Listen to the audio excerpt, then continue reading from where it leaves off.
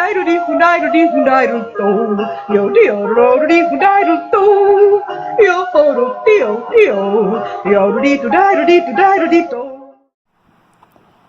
everyone, it's Rachel at Will Forage for Food.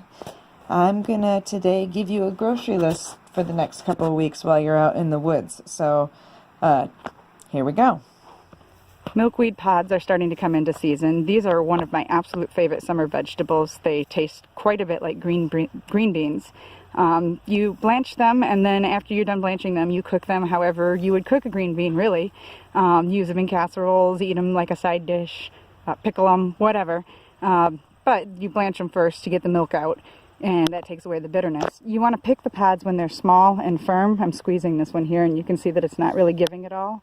Once they start to develop the fluff inside, like these bigger ones here, which are squishy, you really don't want to eat them because they're going to taste like fluff and not like green beans.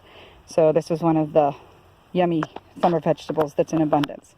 Also, I like these because after you blanch them, they freeze really well, which means you can put up a lot of them for in the winter.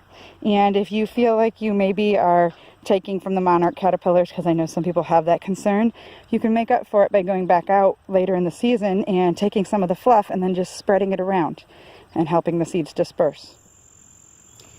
Now is also a good time to pick mints before they start flowering. They're nice and tall right now, so you can find them.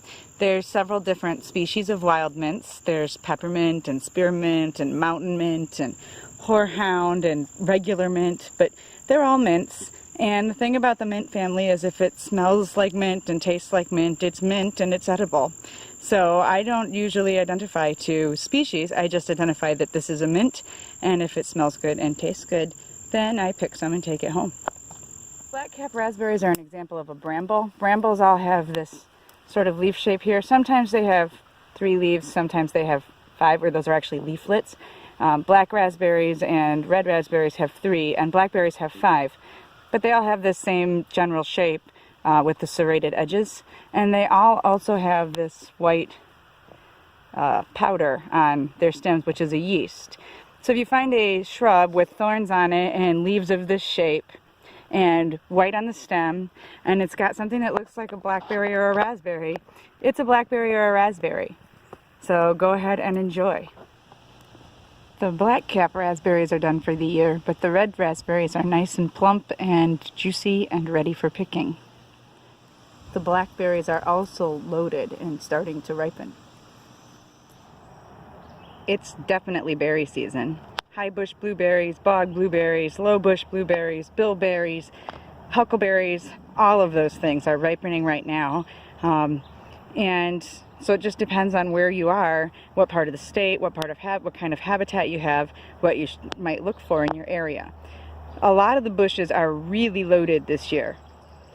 Other bushes are practically barren. These 2 bushes are right next to each other, so it's just a matter of finding the right bush in the right place. Don't give up when you first go in if you don't see any berries on the bushes. Keep looking around because other bushes may well be loaded nearby. Late summer mushrooms are starting to come out, and that includes chicken of the woods, also known as the sulfur shelf. It gets the name chicken of the woods because it tastes very, very much like chicken. Another mushroom that tastes like chicken is hen of the woods, and those are also coming out at the moment. It's been just a little bit cool for this time of year this year, but we finally did get some rain, and that has triggered the hens to start popping up. So this one's not very big, probably because it hasn't had a whole lot of warmth, but now that we've got the moisture, late summer mushrooms are starting to come in. So get out there and start looking for the hens and the chickens.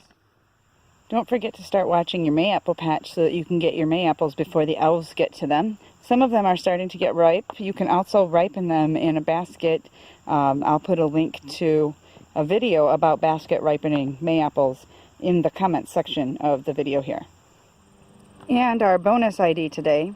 People ask me about this plant quite frequently. It's actually a goldenrod, and this part right here, which is what always grabs people's attention, is not really a part of the plant. This is a gall from a parasitic wasp that lays an egg inside the plant, and then the plant reacts by creating this big ball of scar tissue around the insect egg. which then gives the insect something to feed on. So it's this really interesting mutualistic relationship. So that is not part of the actual plant. The actual goldenrods usually look like that. But when they've been parasitized by this wasp, they get this gall. And there you have it, your grocery list for mid to late summer in southern Michigan. So I haven't yodeled in a little while on any of my videos, so I'm going to leave you with some yodeling now as I pick some blueberries.